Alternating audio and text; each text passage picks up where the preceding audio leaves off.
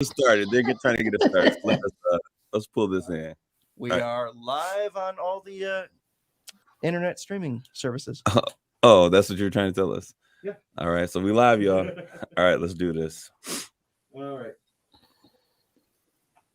I don't even have my timer set up. I like this new setup, though, Chandler. This is quite... I was thinking about you guys when I got... I appreciate it. We're going to get started here in just a quick second. Those of you who are listening, thank you for tuning in to United Shades of Gray, Conversations of Race in America on WSGW. This show will be simulcast live, recorded live, but it will be simulcast on Sunday at 7 p.m. on 790 AM and 100.5 FM at the same time. So you can listen to us once again if you enjoy the conversation.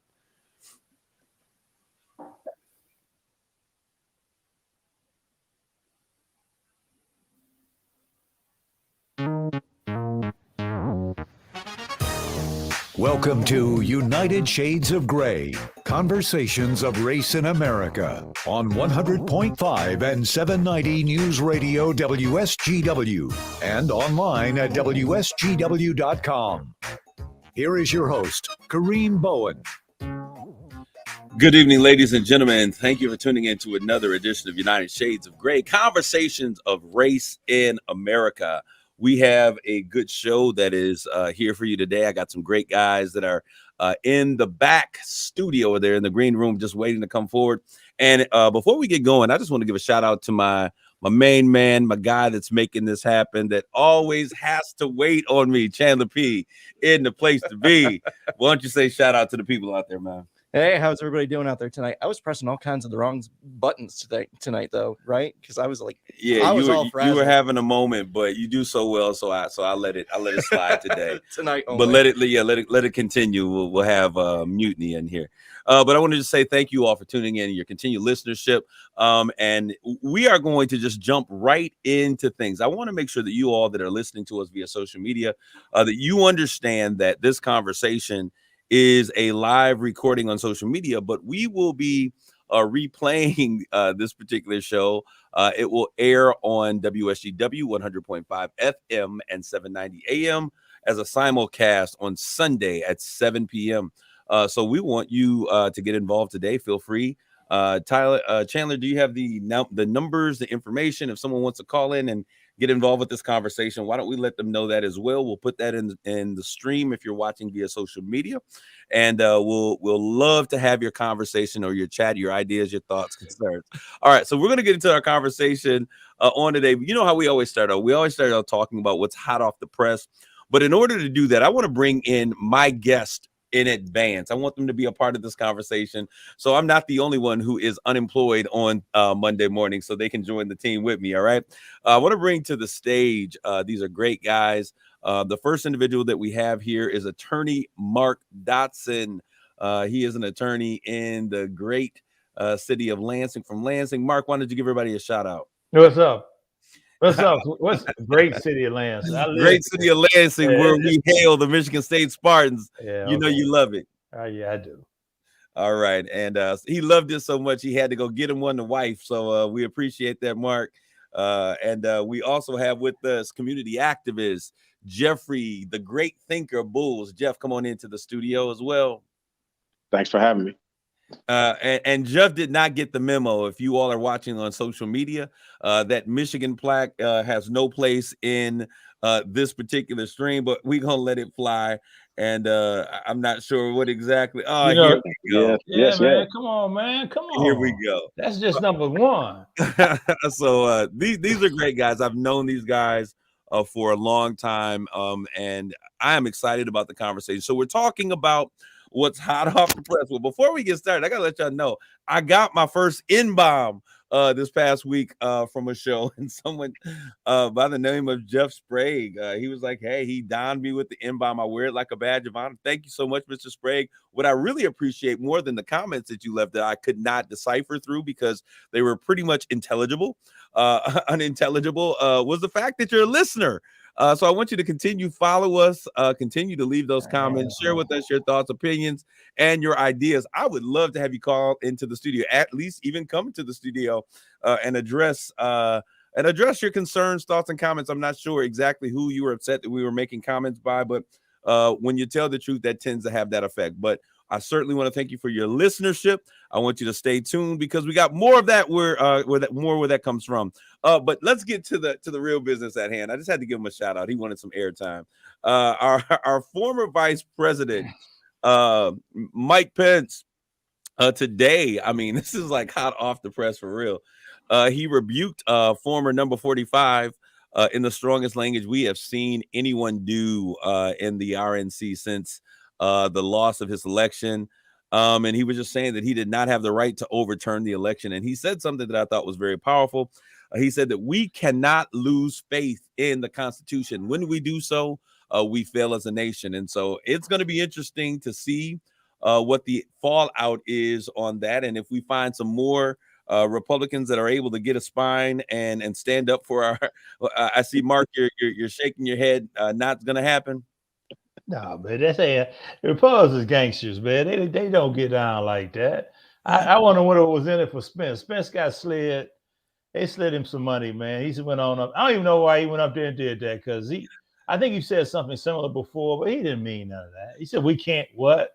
We can't what? And really what he's saying is, see, you got to understand there's two sides of that. What he really is saying is we can't have elections stolen like we did last time. That's all he's saying. And gotcha.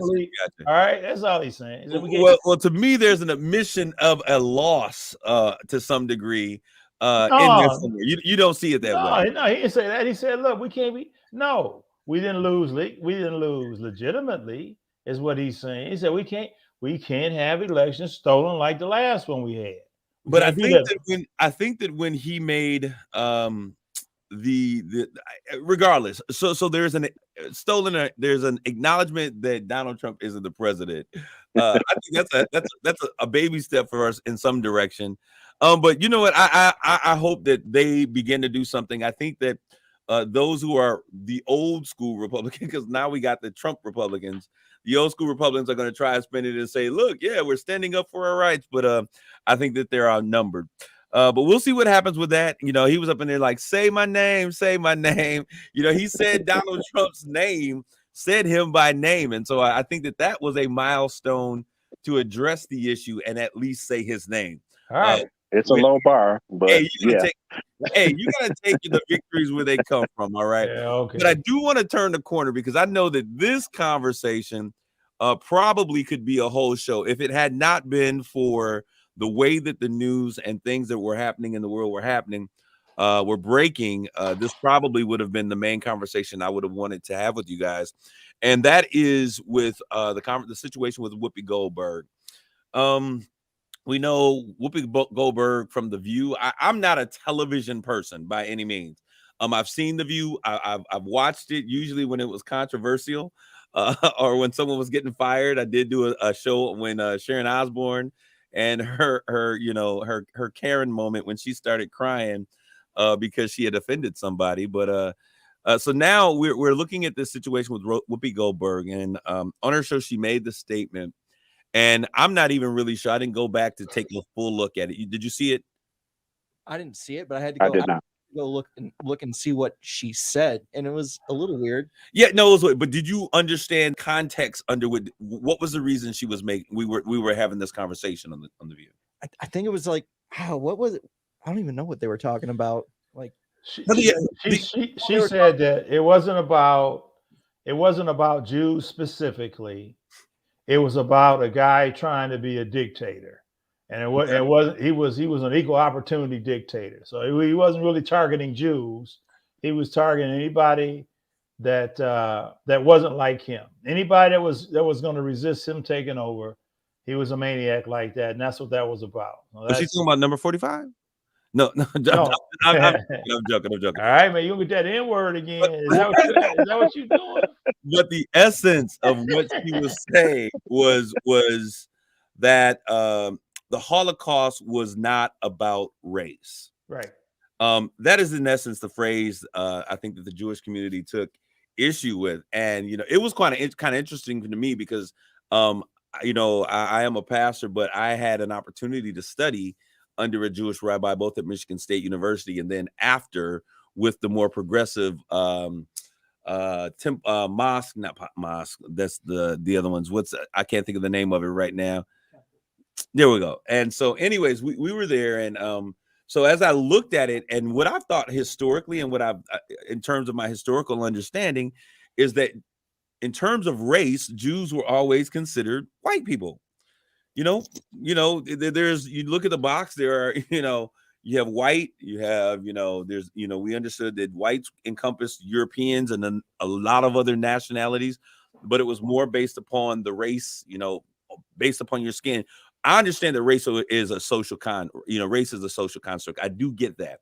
But, you would be black and then you would be black, not of Hispanic descent.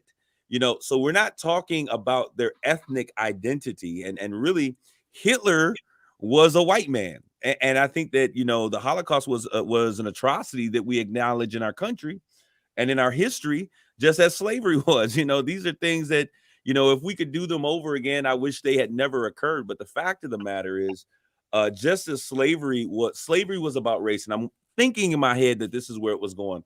It was about a race of people that were being demoralized and dehumanized.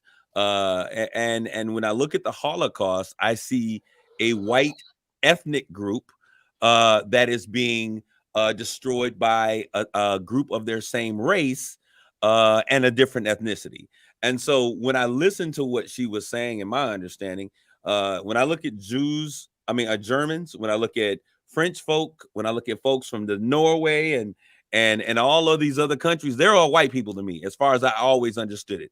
They were white people. When I look at Africans, when I look at Jamaicans and all these other, they're all black folk. So that's the race that you come from, but the ethnicity in terms of their Jewishness and them being, their Hasidic nature and who they are as a people, and as an entity and as a culture, that dealt more so with their ethnicity. So I really didn't understand what the backlash was from, but I guess we really should not have the right to define who people are, but accept their own definitions of who they are. I don't know, gentlemen, what were your takes on this particular situation? I thought it was deeper than first of all, I was surprised that they were carrying that kind of conversation, and I wish I had known more context because I don't. So I got a big ignorance on the context of the discussion, how it led to that, what made her be so passionate about her position, and then they were discussing the book banning of Mouse, that comic book about the Holocaust. Okay. And there's triple ignorance. I don't know anything about that. It just seems, based on what I know about the show, and maybe I got to give the show more credit than what I am. I just don't see it as being that kind of show where they had those kind of deep diving, probing conversations in the first place. But I'll just defer to you guys. And Mark, I think that's good because I want you to keep your day job. But at the end of the day, when I look at these things, actually, I think that there was a changing, kind of a shifting, and honestly, I'll tell you, I think a lot of the backlash behind this, and this is just me putting my thinking caps on, and just kind of looking at things. It was really around the fact, if you all remember the whole Sharon Osbourne incident, and Sharon comes, she is an icon. She's a superstar. And so I think that a lot of the issues that happened with her, people were upset that, she was let go because of her insensitive comments with Cheryl Underwood. And then she began to cry because Cheryl Underwood was hurt. And so I think that there has been this sentiment that they were upset that, people did not come in and they've been waiting for an opportunity. So I think this is really unresolved issues and an unresolved conversation from what had happened back with Cheryl Underwood and Miss Ozzy Osbourne, Cheryl Osbourne. So, but we'll see what happens. I'm interested in seeing. Now, the thing that I did think was interesting when Whoopi came, she was like, I'm not about, I said, she gave us some needy leaks. I said what I said. And, it's interesting. And I don't want to throw this other guy out there because there's a young man that is a media mogul. And you gentlemen that are part of this conversation, you would know this. He made some statements about, I think his statement was that the original Jews were black. And you know what I'm talking about then, Jeff, right? He made the statement that the original Jews were black. And this takes nothing away from anybody that exists today. But if you understand how man became into existence, and you understand where the cradle of civilization is, you understand the dynamics of the Kimi people and who the Semitic people were, then you don't take offense to that statement. But there was a huge backlash. He was off TV for a long time. He had to sit in front of the Jewish rabbi and, probably pay his homage to the great father and all that good stuff. He's back on television now. So I think that Whoopi is going to have to, she either stands her ground or she'll have to, kiss the ring and bow down. Because when we think about entertainment and we think about media in the United States, the Jewish community runs, if you want to be off the air, and I'm having this bold conversation, I don't think that I'm being offensive, but if someone's offended, that's not my desire, but you won't silence my opinion. And one of the things that we have in the United States is the right to our opinion and to the freedom of speech. Now, if they have the freedom of cancellation too, in our cancel culture, as we call it. But when we look at this, I think that this show and the platform, United Shades of Gray, Conversations of Gray, if you don't ever get to a place that you can talk about these things, you'll never be able to solve them. But we can solve any issue that we're willing to talk about. And that means not being so sensitive and taking, your feelings off of your shoulders. So I want to thank you guys for listening to me as I bantered for a minute. All right. So this is Black History Month, and I am going to have you guys ever heard of Claudette Coven? My brothers that are on the line with me, we have two powerful African-American men that are here with us. Claudette Coven, you guys ever hear Claudette Coven? I have not. Okay. Well, those of you who are listening as listeners, and Chandler, I hope you're paying attention. This is your moment in Black History Month. I'm getting ready to culturate you, okay? No, I'm just joking with you. This is my guy. But Claudette Coven, back in 1955, I think it was February 2nd of 1955, she was 15 years old. She was 15 years old, and she happened to be pregnant at the time. She was sitting on a bus after coming from school, and the white bus driver, the bus got full. The white bus driver told her that she had to get up and give her seat to a white woman that was standing nearby. Now, in her own words, she said that she would have done it if it was an elderly lady, but this was a young woman that was almost her age. So she told them she wasn't getting off. And in essence, when we think about the beginning of the Montgomery boycott, we have often given Rosa Parks as the individual who was the one that sparked that, and by her non-willingness to give up her seat. But in reality, before there was a Rosa Parks, there was a Claudette Coven. And so she refused to give up her seat. She was dragged off the bus. This is 15 years old. Instead of going to a juvenile detention center, they took her to jail. And she was charged with resisting arrest, assaulting an officer, and violating civil rights laws. Two of those charges were dropped later. She went to court. Now, this is the thing, and this is what I think is interesting. Understanding the time, and there was something, and I talked to y'all about the brown bag test and the paper bag test, and how you had to be, if you were lighter than a paper bag, you could pass, and if not, we had that conversation. If not, go through and listen to the trove of messages that we've had about that.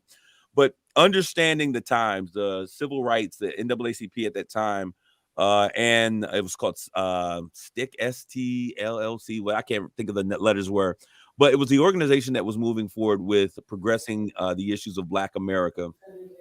They did not want to use her as the face of the civil rights movement because, one, she was unwed as a pregnant 15-year-old mom. Two, she was dark-skinned, and they thought that she would be less palpable to the white community. And three, they just thought Rosa Parks, because she was married, fit better. So they did nothing to support her in her initial efforts of standing up and not giving up her seat. 9 months later, Rosa Parks comes in, who had taken this young girl under her wings after hearing her story. And, this young lady would go in. Rosa Parks made wedding dresses. She would stand as a mannequin for Rosa Parks' her dresses, and befriended this lady. She stayed in her home. 9 months later, Rosa's tired. She's not getting up. Now, Rosa is 62, 72, whatever it was. She was 42 at the time. She was 42 at the time. I saw those fingers going. She's 42 at the time it happened. She's refusing to get up because she's tired. And because of that, they then use her as the icon for the civil rights movement and the reasoning behind the bus boycott. But the reality of the situation, if it wasn't for Claudette Coven, who actually stood up and gave the idea that this is something that we can do and actually survive, we probably would have not been able to overturn those situations in court, and we would not have had an end to segregation in Montgomery's bus. This has been your moment in Black history. You know, you can't take everything that you hear in the short-sighted history books, but you got to dig into history books sometimes. And so I just wanted to share that with you guys on today. How are we doing as far as time, Chandler? All right, we're going to get into this conversation. Today's conversation, we're going to talk about racism and how it is still alive and well in professional sports. I got with me today attorney Mark Dotson, my main man. I've known Mark for so many years, at least 15, 16, 17 years, somewhere around there. More, hey, man, come on. If not longer. And Jeff Bulls, he is our community activist. It makes things happen in the community. Just recently appointed, and I want to say congratulations to you, to the mayor of the city, her ARPA board, her ad hoc committee, to determine what's going to happen with those ad hoc dollars. So if y'all want some money, y'all better go get Jeff. He's got all that money, $52 million in his pocket. All right, gentlemen, I want to just set the stage for this. This week, the story and all of the press was surrounding former Dolphins coach Brian Flores. He filed the lawsuit against the NFL claiming racial bias and discrimination. I like to say to my listeners that are out there, I need you to tune into this conversation because today only one of 28 head coaches employed in the NFL is a Black man, with 4 teams officially without head coaches at this time. We got 4 minutes. Okay, we're going to get this in. And now I need you to understand that roughly 70% of the players of the NFL are Black. We had this whole conversation, and this brings me right back to where we were with the Colin Kaepernick situation. And when we begin to look at this and we discuss all of these things that were going on, it was interesting that when these allegations were made, these head coaches made absolutely zero. They wasted no time in firing back. I want to just get your insights, Mark, Jeff, whichever you would like to go ahead. What are your thoughts about this allegation that we see Flores making concerning the NFL? Is this something that surprised you? Jeff, go ahead, man. Thanks, Mark. I'd say a definitive no. It didn't surprise me at all. I mean, we've been here before. You know, I'm kind of over it, to be honest, and not in the sense of, you know, that we shouldn't call out racism, but you know, we're in a place now where, you know, we've been here over and over, and you know, the players aren't stepping up to back him. You know, and people are still watching. So, you know, what are we really going to do about it? Like we keep getting these example after example, and it's not hurting their bottom line. All right, you said that you said a lot in that statement, Mark. What are your thoughts? Oh yeah, he hit it. It's tired, and I suppose the discussion is being had to see not only to highlight the fact that it's still going on, which is no surprise. But the fix has got to be the brothers got to. You said 70% of the league, they got to go ahead and step up, man. They got to take it more seriously than talk shows take it. And so I'm not surprised. I am getting back to his allegations. Man, he better have some receipts, because especially with respect to tanking games and throwing games and getting paid for throwing games, that's scandalous. The other stuff they can kind of hide and sugarcoat and maybe massage it a little bit. I don't blame those that came out and said that that's not I think it was Elway said. No, that didn't have anything to do with race. I get it. By the way, Whoopi did apologize. She did apologize. Yeah, she did apologize. Anyway, yeah, no surprise there. It is damning. It is embarrassing. It is ridiculous when you look at that, and even as extreme as and as apparent as the discrimination is and the racism is, it's as if we can still talk about maybe their explanations for what we see out there. No, it's crazy, man. And again, if the players And it works its way down to some of the college teams too, man. Because the college teams, you don't see it there either, in the numbers that they should be.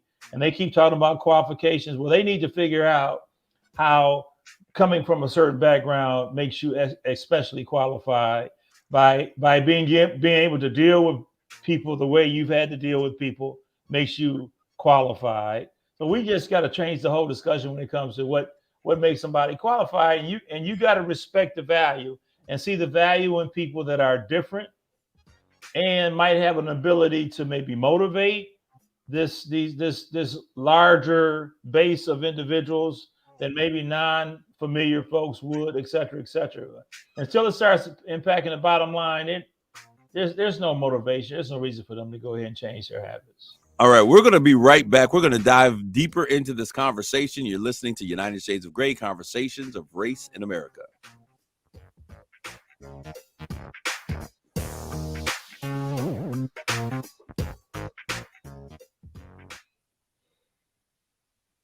All right, guys, thank you for tuning in. Those of you who are listening and those of you who are listening via social stream and are tuned into this conversation, we're going to, on the other side of this commercial break, as we take a quick break, I want us to look at this because there's a couple of things I think are going to be important to talk about. We're going to bring up the conversation of Hugh Jackson saying that, hey, I think we're probably going to see additional things coming to the surface, would be my thought. But also, one of his assistants came and was speaking with a reporter and said, Flores, go ahead because we got receipts. So when you talk about that, we'll see what happens with that. And then we also want to talk about the NBA's new relationship with fans betting and their relationship with Vegas and how this plays into a controversy that's even bigger than what we're hearing, because now if teams are tanking these games, what's the issue? Let's take a quick break and we'll be right back with more of United Shades of Gray.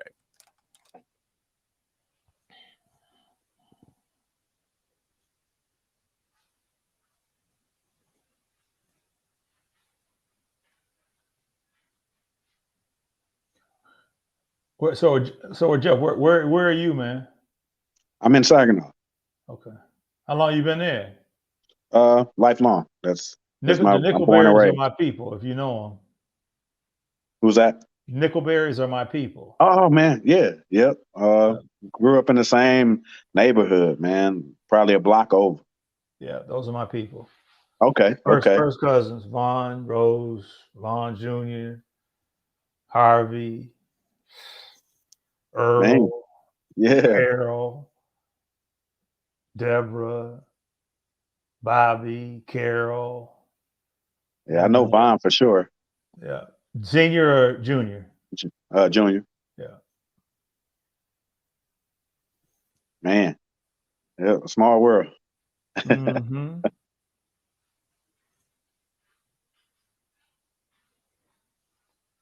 Yeah, man. Sam and me are tight, man. Sam Webb.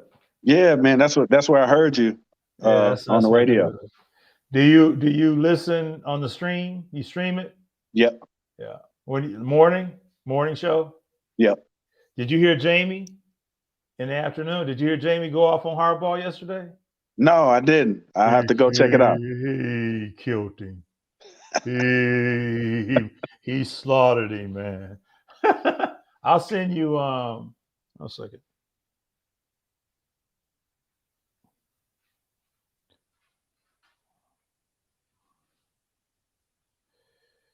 Let me see where I can find that right away.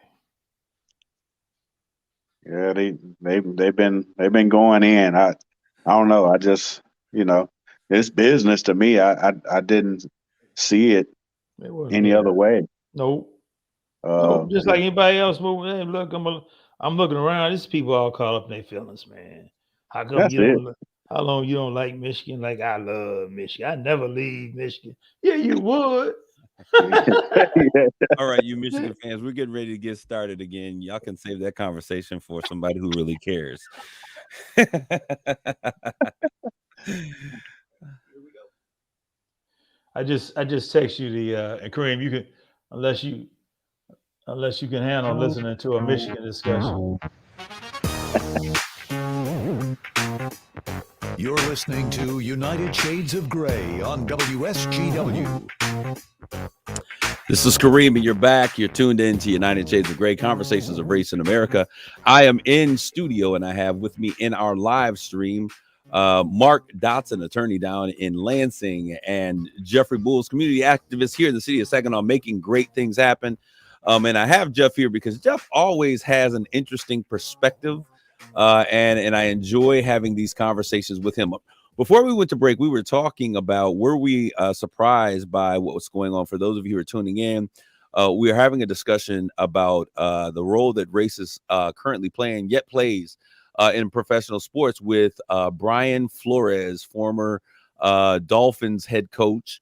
After being fired about a month ago or so, he's coming in saying that a lot of what's going on with him and the racial bias and discrimination that he has experienced, and the teams have responded. I thought about something that was interesting. Oftentimes we say, and I said it before, Ray, I can say I have the right to say what I want to, freedom of speech and expression, right? We got that. We have that constitutional right. And I remember Master P, of all persons to learn a lesson, he told a young man, he says, unless you own the station or you own the television company, you can't say whatever you want to. You have to say what's in alignment with what those individuals who own it believe in. And he says, until you own your own, then you have to be aware of what it is that you're saying. And so I think that this brings up a larger piece here in terms of ownership with NFL teams, and also leadership as we're having this conversation. All right, so the Denver Broncos president of football operations, this is what you were talking about, Mark. John Elway came out and he said, hey, these allegations they're false and defamatory. I think the Broncos had interviewed Flores for the team head coaching job back in 2019. He says, we interviewed him, he had his shot, he didn't make the cut. But in addition to that, I want to say that Hugh Jackson, formerly of the Cleveland Browns, he said that the owner, Jimmy Haslam, put forth a bribe. It was basically a bribe to lose games.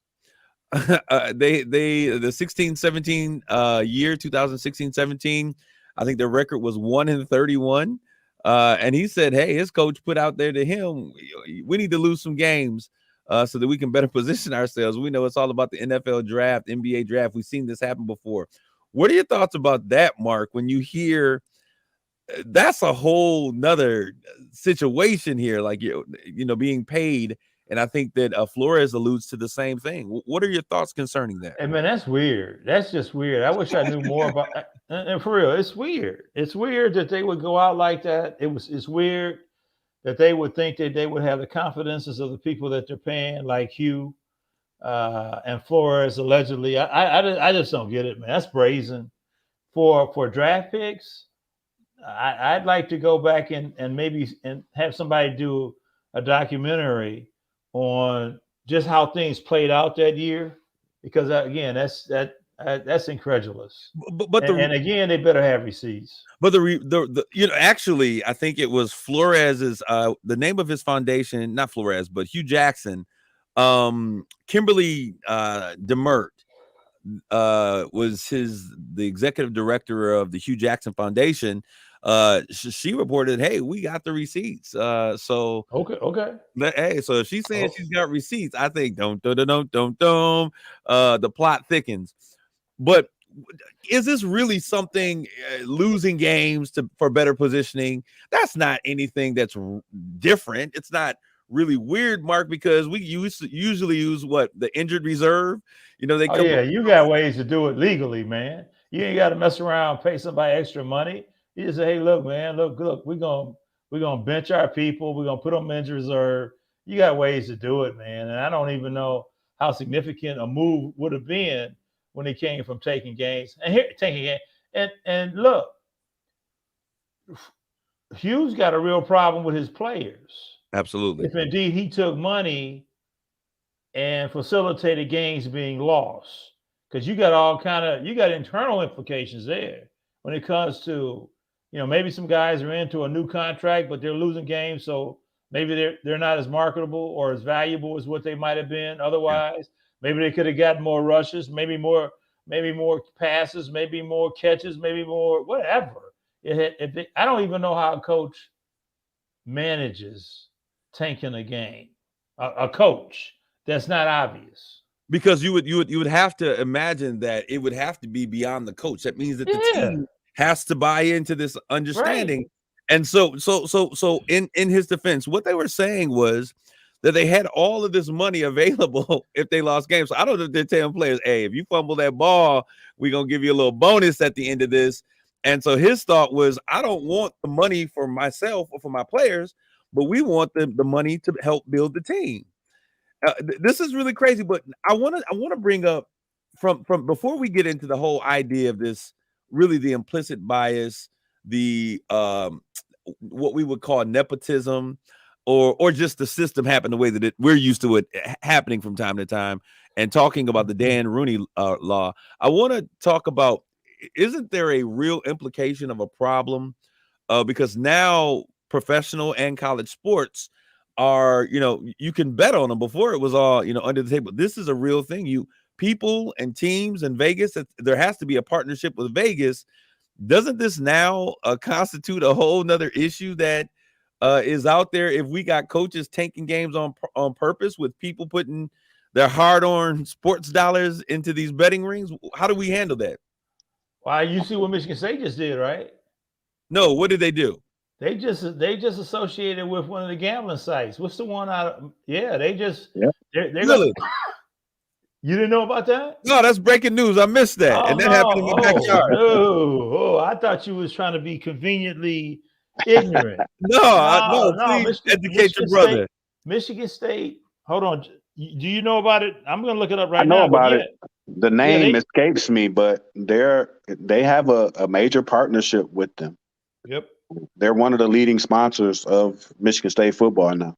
And so they built a partnership, or they canceled the partnership. What do we do? They just created one. They just entered into one. They're going to have a presence, a visible marketing presence. They're going to have seats in the stadium. I know football. I don't know about basketball. Seats in the stadium where VIP type bettors, big bettors can come sit in the VIP seats. Oh yeah, it's and I'm not sure all of what's in it for Michigan State. I assume they're gonna kick Michigan State some money, but yep. Well, did you were you able to find that, Tyler? Chandler? Y'all help me. I keep calling Chandler Tyler. Chandler. Who am I? FanDuel? Is that FanDuel? Yep, that's it. Yep. So they now have a partnership with FanDuel. Yep. And so they are becoming so is this the wave, Mark? Now you're a Michigan guy. Is this the wave of the future for sports, that we now have betting sites and teams? And what's going on in sports? The thing that I loved about college sports was that it was untainted, that it was beautiful to see. If you had bets, people did what they did, but it's the thing that I love. People played with passion, with heart.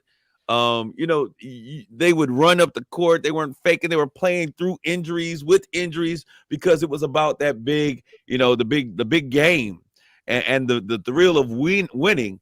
But how do you think? What are your thoughts about gambling in college sports, as well as what's happening with these teams now staging losses allegedly? And does this impact the what do we say, the essence or the quality of the game that we're watching?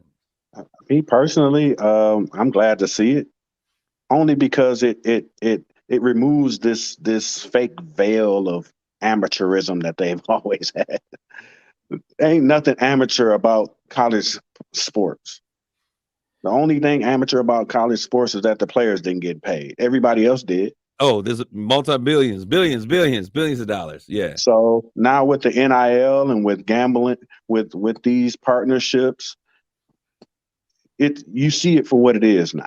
Like this is, it's not the NFL, but this is big time athletics, and you got big time money, and the players are just the last ones to get to the trough of money. That's it. Well, no, I agree with you right there. That's been something that has been an issue a long time. That issue falls very close to my home personally. But Mark, take us to court here. Let me hold on a second. It's Caesars Sportsbook. Caesars Sportsbook, not FanDuel. Caesars Entertainment and Michigan State University have entered into a multi-year partnership whereby Caesars Sportsbook will be the exclusive sports betting and iGaming partner of MSU Athletics. It's an exclusive offer. Yes. You know what? I want to. It makes me want to say something, and this is because I understand the alumnus situation at Michigan State. There is a direct connection with MSU alumnus situation and Caesar, and I don't know if I'm getting in trouble saying that. Got to get that Tucker money. Gotta get that Tucker money. There you go, man. Hey, man. Hey. Circumstances of the agreement include a Caesars premium seating and tailgating area at Spartan Stadium effective next season, as well as signage in Spartan Stadium and at basketball and hockey games. Additional advertising as deemed appropriate. Okay. Go ahead. This is crazy. I didn't want to get caught in that. That's a whole nother show right there. I want to get back to I want to get back to this conversation of Flores and him having now. He brings up the issue of bias, and we understand. Mark, you and I had a very interesting conversation about bias and cultural consciousness and cultural competency and all of these other terms that they've now. I'll tell you, I am a trainer, and we've trained implicit bias and cultural competency and all of these things. But when we look at this, did you fix them? What's that? Did you fix them? You mean you trained them? You trained them to be biased? What do you mean you trained them? They're free from bias, never to be biased again. Okay. Oh, okay. Money back guaranteed. But the reality of the situation is, the allegation of racism in the manner in which it is being detailed or alleged is such that he says that now he brings in another big name, Belichick. Hey, I went to go interview for this head coaching position, and by accident I received a text message from Belichick, one of the icons of football, telling me that they had already decided to go with. They already knew that they were going to hire someone else. So when you talk about issues, now, if you got a text message that was intended for someone else that was a part of the hiring pool, what in the world what does that say? Come on, Mark. It was misdirected, but I'm not quite sure if it was. I think what Belichick ended up, he did reveal that they had already made a decision. Yes. He thought the decision was for Flores. It was two Bryans. So he reached out to Flores. Allegedly. No, I think it is. I think it's true. Both of them I think he reached out Brian to Flores. Daboll and Brian Flores. Yeah. Yep. He reached out to Flores thinking, congratulations, you my guy. You gonna get the Giants job. And he said, well, wait a minute, coach, I ain't interviewed yet. and then Belichick went back and checked whoever communicated with him and said, oops. It wasn't that Brian. It wasn't you, Brian. It was another Brian. My bad for the miscommunication. So I don't think he necessarily was meaning to reach out to Daboll. I think he meant to reach out to Flores, but he certainly passed on the fact that a decision had been made even before Flores had a chance to interview. Okay, so here is the problem, and he cites 3 or 4 other teams that he was given, quote unquote, a sham. His words, not mine. A sham interview. Yeah. To check boxes. Now this is where I think that the real conversation lies, right in this place right here, because we know Dan Rooney, longtime Steelers chairman, he championed this Rooney Rule, which we now have, in order to allow for the opportunity for more minorities to have an opportunity, and it was based upon the fact that he saw Tony Dungy continually interviewing for these jobs. GM owner, GM coach, all of these, and never giving an opportunity and being passed over. And his thought was, hey, he is more talented than any of these other guys that they're giving a job. And so he began to really push. And so now we have this Rooney Rule, which says that if you're going to be applying or hiring, interviewing for a job, you have to have at least 2 minorities that are part of that interview process. Is that the rule? That's I never knew. I never knew what. Okay. Yeah. So the rule is you have to interview at least 2 minorities. So in order for this situation to happen, this is where I think it gets real sticky legally for Belichick, and Belichick is going to have to speak. When we think about this, Mark, you're an attorney. You know that there's not been any, there's not a case filed against him. Flores isn't suing him. He's not in criminal jeopardy. So he cannot plead the 5th because the 5th is only for people who incriminating themselves, correct? So technically, I think he's going to have some issues. Now, you're the attorney. We'll go with what you have to say. Yeah, but you I don't know why you don't think he couldn't necessarily be incriminating himself. Because he's currently not being prosecuted. Is that not the case? He could be prosecuted. I don't know. It doesn't mean that they couldn't find charges based on what he did. Yes. That's all. So currently he's not being prosecuted, but he can say something that might lead to him getting prosecuted. What the charge would be, I don't know.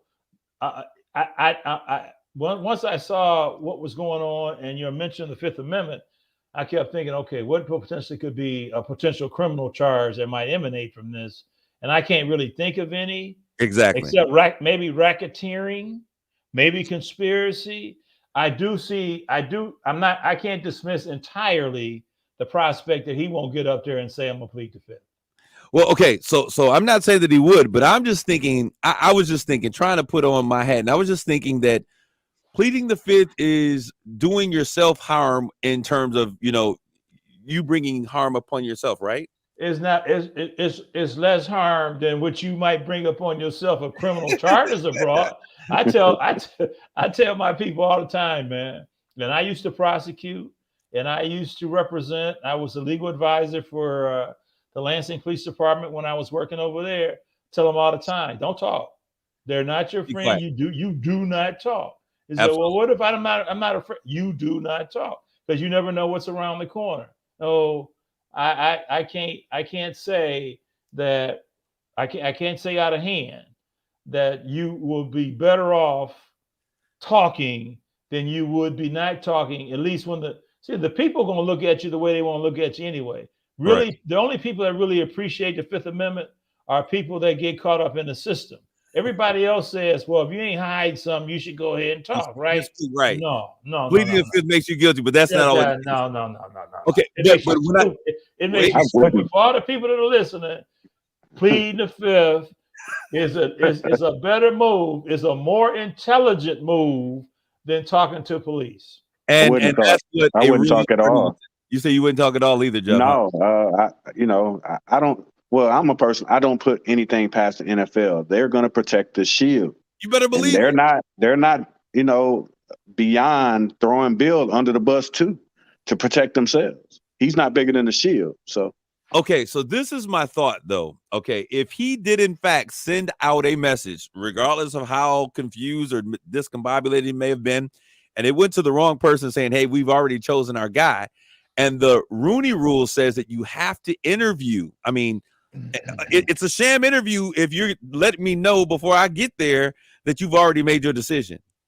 Then you're bringing me in. It's a horse and pony show.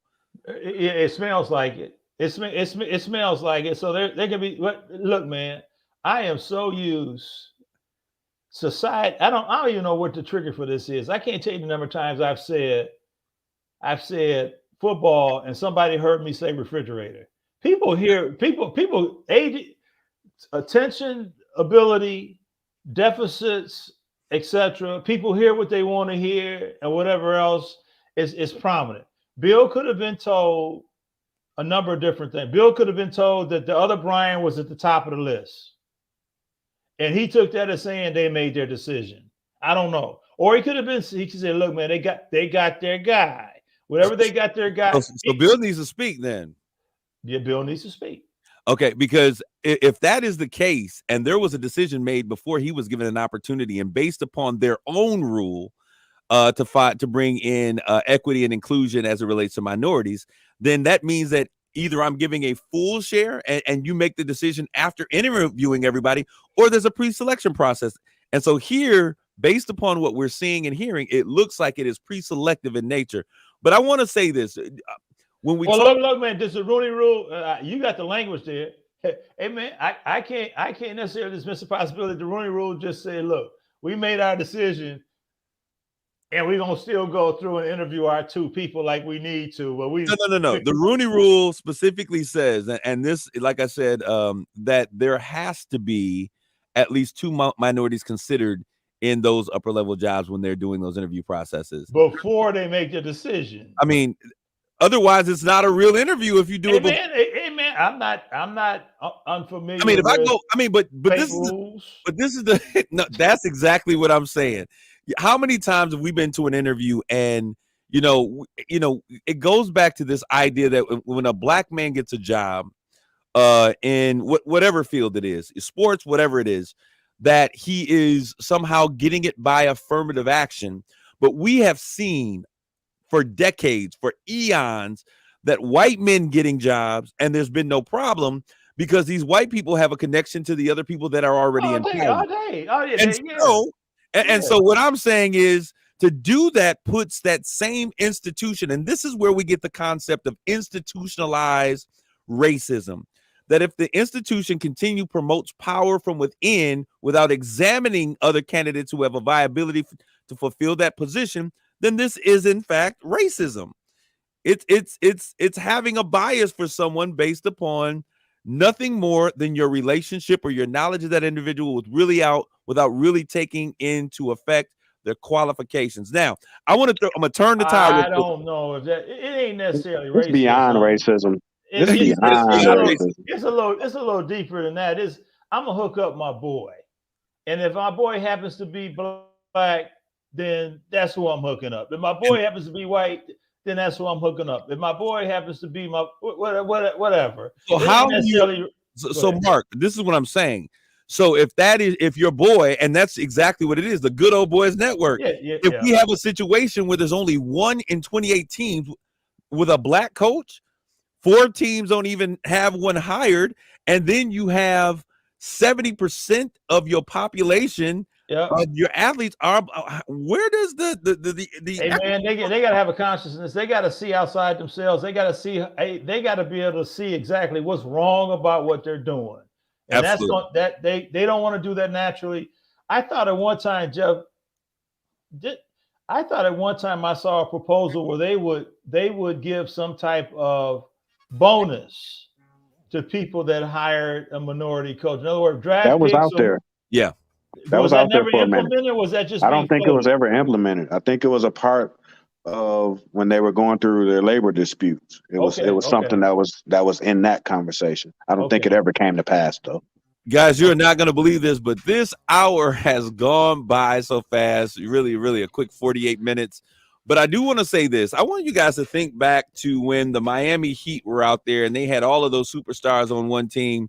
And some guy that was in the film room, Eric Spoelstra, ended up being the head coach of that team. That would never have happened in Black America. And going from film room to the head coach, coaching Dwayne Wade and Udonis Haslem and all of these great individuals. But we have to understand that when Jay-Z stood up for what was supposed to be a changing of the guards, that we've got to understand that we've got to be aware of those who are willing to take the lead and say that they're going to stand and fight for us. Because the only thing I've seen change since Kaepernick and Jay-Z have taken positions are the level of entertainment at halftime. I say we got to make a change. We got to hit them in the pocketbook, like you said, Mark. And if we're really going to bring it, the players have got to stand up for their own rights. I thank you guys for tuning in today. Come back next week with more conversations of race in America right here on United Shades of Gray. Thank you, gentlemen. Thank you.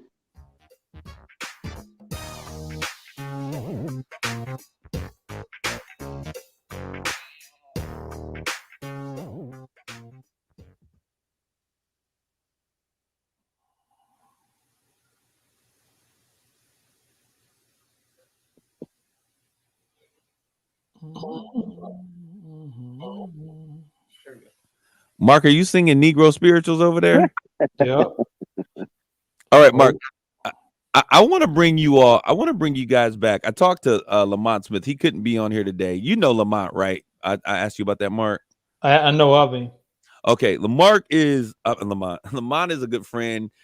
He is the owner of BDA Sports, and not BDA Sports. BDA is Brian Duffy Sports. All Sports AS something. But anyways, he has a really, really power position as being probably the leading one of the leading agents, but also being one of the leading Black agents representing some of the top guys. And it would be interesting to see how he sees this from an agent's perspective, working with the league. How has his access been as an agent? How has it been when negotiating plays and players for the league? And so I would really be interested. And he's somebody that fits the conversation that you're always barking about when you're on the radio as well, Mark. How you know, man? You don't, man. Hey, man, did he used to be associated with Eugene Parker? He certainly did. Eugene's son was in my class a couple semesters ago. Man, Eugene was a phenomenal guy, man. That's what I heard. Yeah, phenomenal guy. They call him the Godfather. I'm talking to him, the son, and we're talking. I said, "What are you thinking about doing, man?" He said, "Well, I'm thinking about I might want to follow my dad's shoes. I might want to do some agent work." I said, "Okay." He's being kind of coy with it, kind of modest with it. I said, "Okay, what does your I know Charles Tucker. I know some people in the business. Charles T said, "Oh yeah, that's my boy. Cha-Cha's my guy. I love Cha-Cha." I said, "Man, he said, "My dad was really tight with Dr. Tucker." I said, "What's your dad's name?" He said, "Eugene." I said, "Eugene Parker?" He said, "Yeah." He said, "Yeah." Man, I'm gonna tell you, when in dealing with players in the league and working with representation, there were 3 guys that I thought were absolutely phenomenal guys and had the utmost integrity. It was Eugene Parker, Lamont Smith, and Bill Duffy from BDA Sports. Those 3 gentlemen, and I think it was because they didn't just represent these players from an athletic perspective, but they understood that at some point that these men would be fathers, they would be husbands, they would be returning to their communities, and they invested that type of leadership and that type of training in them. And so they took them in as like sons, and man, all of their guys. You skipped over one dude, man. Who's that? Who dude? Poston. And so where's Poston? And he's Poston from Saginaw? He from Saginaw, yeah. I've met Calvin and Kevin Poston. I've met them both, and we are still on live stream. I'll say, okay, my bad. My earlier comments. My bad. I'll stand true to my earlier comments of what I said. I'll tell you, I've never. Yeah. So I think that this would be a great conversation. I didn't know we was live, man. My bad. You try to roll the bus over me over there, Mark. What's going on? Hey, but man, I thought they were from Saginaw, though. They are from Saginaw. They are, and have an amazing mother, Thelma Poston, who was an amazing real estate, almost mogul, I would say. She was one of the first that blazed the trail as it relates to much respect for her and what she was able to carve out in terms of that area. But yeah, they were on BET. They had was it BET that they did this? Not BET, HBO.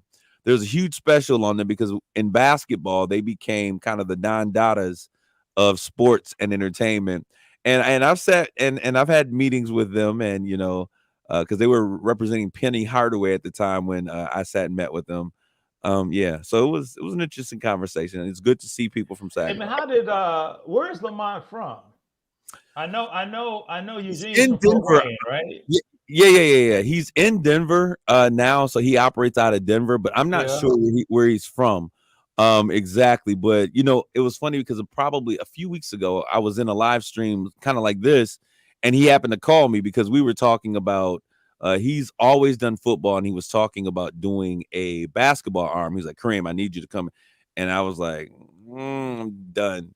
But he's always been one of the most above board professional people, and if anybody could get me to do it, it would be him. But yeah, so he's out of Denver. I'm not sure exactly where he hails from though.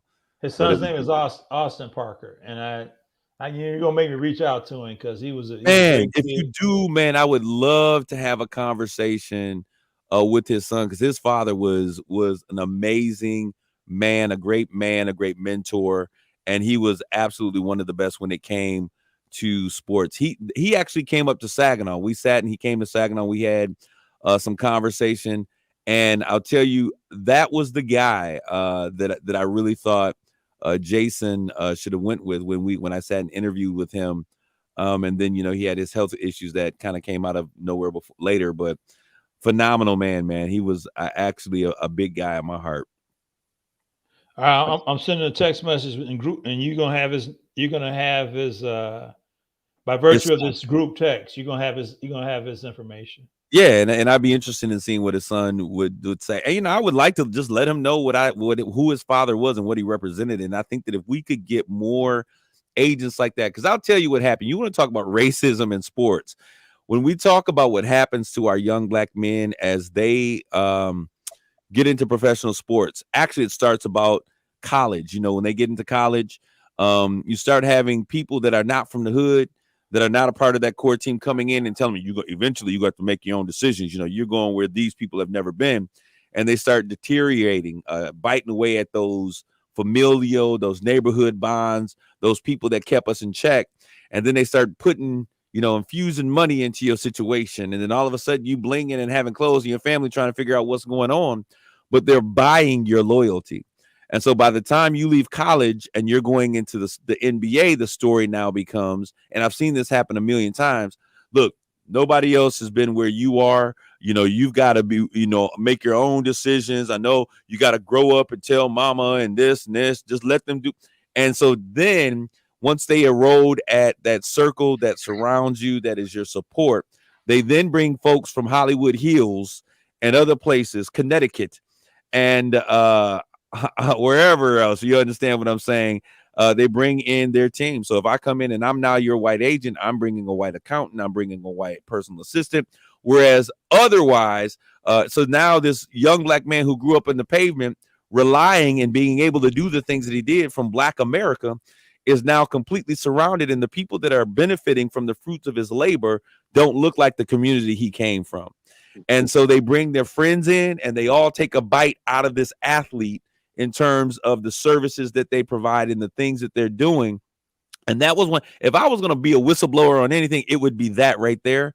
And then eventually that player stops coming home. That player stops wanting to be connected with things. He's now in a new upper echelon. The people that he has met, you guys aren't making moves. You've never been where I am. So I need to be around people who are making and that philosophy pulls the community out of that athlete. And if you guys just look at any of the athletes that were from communities around you, you recognize that they don't come back home.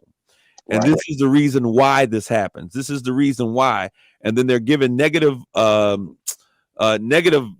stories or dialogues or conversation. There's a word that's escaping me, narratives about their hometown, and everybody wants something from you, and that becomes the narrative.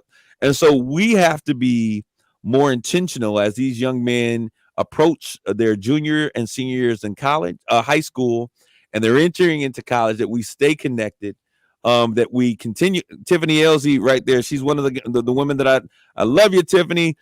She works with the Sean John. She was a senior marketing director, I think, for Sean John brand out there. She's saying you're so correct. This happens at an early age.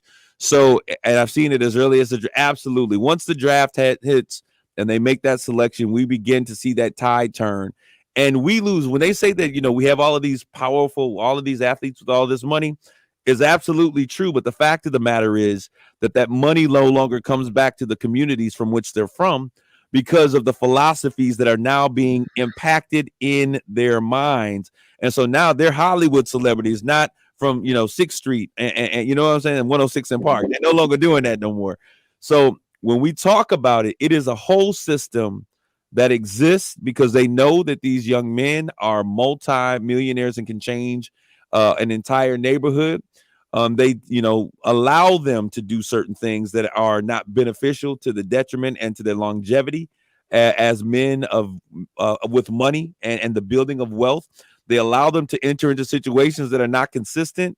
Put that next comment up there, into situations that are indicative of them ending up poor and ending up broke instead of ending up wealthy. These players came in with a whole team of people disconnected from their backgrounds. That's exactly it. And she works in that entertainment world as well as with athletes. So Tiffany, thank you for tuning in here today. I need to get you in here and we can talk about what's happening with the greatest brand that Black America has seen, which is the Sean John brand. He has purchased that brand back again, and we're going to see what happens. She's the woman who has made him be the brand that he is by putting him in stores and places all across the world. So thanks, Tiffany, for tuning in from LinkedIn. Guys, I want to thank you guys. Mark, you are my man. Let's have some off air conversations. And I want to carve out another conversation. I got a white brother that's going to be meeting me in here. His name is Mark Bassett. He is a corporate guy. And he has some very different thoughts and perspectives. So it'll be interesting to see that dynamic play out. All right. You guys have an amazing time. Thank you. Thank you for those of you who are tuning in and will watch this in its entirety or in its replay situation. Thank you guys. Take care. Jeff, I'll be in touch, man. Yeah, for sure. Hey, no friendship without me. Y'all can't be friends without me. That don't work that way. Just talking. Later, Jeff. All right. All right, be easy.